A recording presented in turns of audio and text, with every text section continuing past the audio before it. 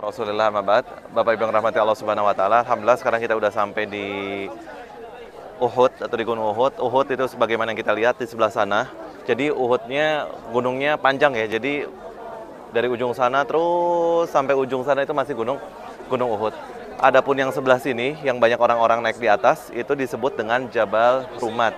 Jabal Rumat atau Jabal Rumah adalah artinya tempat para pemanah. Di mana terjadinya perang Uhud? Perang Uhud terjadi antara Gunung Uhud sama Jabal Rumat. Berarti di tengah-tengah ini. Ya di tempat yang sekarang kita lewatin, yang kita berdiri di sini kurang lebih di sinilah dulu tahun berapa tadi? Tahun 3 Hijriah terjadi perang Uhud. Nah, kemudian ketika terjadi perang Uhud, Rasulullah SAW menyuruh para sahabat pemanah untuk naik ke atas bukit ini. Pertamanya kaum muslimin berangkat itu totalnya 1.000 orang dari Madinah. Kemudian 300 orang dikomporin sama orang-orang munafik, biar ngapain kita perang, udahlah capek ini itu segala macam. Akhirnya 300 mengundurkan diri, balik lagi. Yang berangkat perang hanya 700 orang. 700 orang melawan orang-orang kafir Quraisy kurang lebih 3.000 orang. Dari 700 yang di bawah sini kurang lebih 650. Kemudian yang 50 di atas Jabal Rumat itu yang banyak orang naik. Nah, kemudian di Jabal Rumat itu sebelum mereka naik, Rasulullah SAW mewanti-wanti mereka jangan turun. Jangan turun kecuali ada perintah untuk turun. Sekalipun kalian sedang melihat kita udah jadi bangkai, udah jadi mayat, dan bangkai kita lagi dimakanin sama burung pemakan bangkai. Kalau belum ada instruksi turun, jangan turun. Nah, akan tapi apa yang terjadi? Ketika itu orang-orang kafir Quraisy masih dipimpin oleh pimpinan mereka, yaitu Khalid bin Walid. Khalid bin Walid waktu itu belum masuk Islam.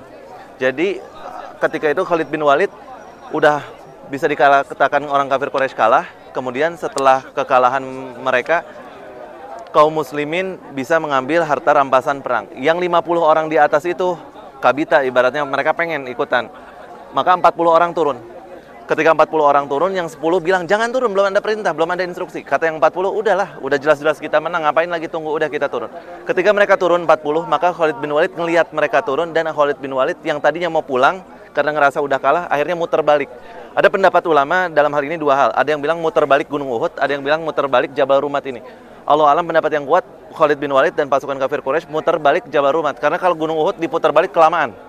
Maka begitu putar balik, nggak ada lagi yang bisa nyerang dari atas. Nah, maka kondisinya berubah. Akan tapi secara adab, kita nggak boleh bilang kaum muslimin kalah dalam perang Uhud. Ini keliru. Banyak orang bilang kaum muslimin kalah dalam perang Uhud. Ini sangat keliru. Yang benar kaum muslimin rugi dalam perang Uhud. Kenapa dikatakan rugi?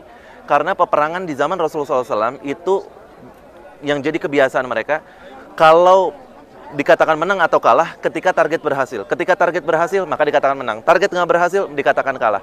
Nah, targetnya apa dalam perang Uhud? Targetnya adalah membunuh Rasulullah SAW. Akan tapi berhasil apa enggak?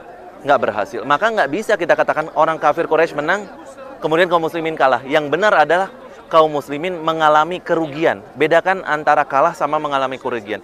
Di antara kerugian yang dialami kaum muslimin adalah wafatnya para syuhada Uhud. Di antara para syuhada Uhud di sini ada Sayyid Syuhada, yaitu Sayyidina Hamzah bin Abdul Muttalib, pamannya Rasulullah SAW. Kemudian juga ada sahabat lainnya, dai pertama di kota Madinah, yaitu Sayyidina Mus'ab bin Umair radhiyallahu ta'ala anhu, dan sahabat-sahabat lainnya. Tapi Bapak Ibu yang rahmati Allah Subhanahu wa taala, sekedar informasi agar kita tahu, dulu makam syuhada Uhud itu bukan di sini. Jadi syuhada Uhud meninggal itu di mana? Di makaminnya. Para ulama menyebutkan di mana mereka wafat, di mana mereka gugur sebagai syahid, disitulah mereka dikuburkan. Misalkan ada yang perang, kemudian mereka meninggal, jasadnya ada di sini, maka di tempat ini langsung digali kuburan, ditanam, dikubur di sini. Kemudian misalkan ada yang meninggal di sebelah sana, ya di tempat tersebutlah mereka dikuburkan. Jadi bukan di sini. Kemudian sekitar hampir 100 tahun setelah kejadian perang Uhud, setelah Khulafaur Rasyidin mereka meninggal, Abu Bakar meninggal, Umar, Utsman, Ali, dan di kota Madinah ini udah bukan dipimpin sama para sahabat lagi, tapi di zaman kekhalifahan Madinah terjadi banjir. Contoh kemarin aja Jeddah kita ngeliat banjir kayak gitu ya. Madinah pun sama, pernah banjir. Efek dari banjir tersebut, para syuhada Uhud jasadnya muncul ke permukaan. Jadi mayatnya yang tadinya udah di dalam kuburan, jadi di daratan biasa muncul mayat-mayat, dan semuanya 100% jasadnya utuh, nggak ada yang rusak satupun. Bahkan masih keluar darah segar. Disebutkan dalam kitab-kitab tarikh para ulama, kitab sirah tentang hal tersebut.